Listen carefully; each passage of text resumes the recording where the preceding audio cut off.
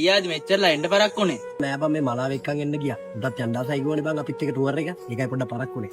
ඉස්සද බං ඔබට ආදි මේ ගාමන්ට යන එක ටුවර් යන්න. ඒකනේ බං. අයි බං ඔබ ගාමන්ට යන එක ආවේ.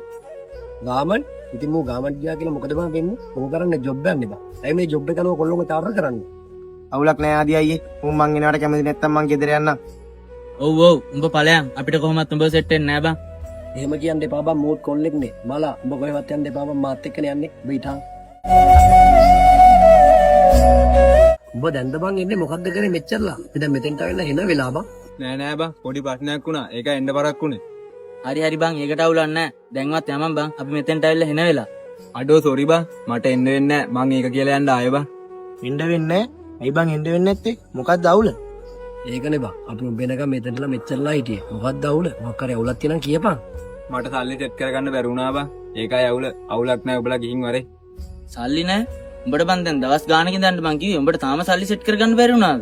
ගෙදර පොඩි ප්‍රශ්නයක් වුණා බං. ඒකයි සල්ලි සෙට් කරගන්න බැරි වුණේ.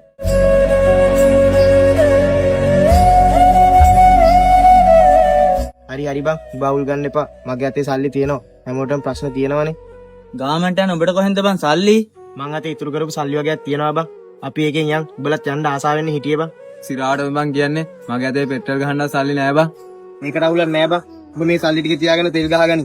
මොකක් හරි මදිපාඩුවක් වුණොත් මට කියන්න. ඒ මලා උඹ අතේ සල්ලි තියෙනවද බං? සල්ලි වගේද බං යාළුවෝ. සල්ලි වලට වඩා මට යාළුකම් වටිනවා බං. මලා මං උඹ මෙච්චර චාටර් කරලත් ඇයි බං උඹ මට වචනයක්වත් නොකිය අරවට සල්ලි දුන්නේ?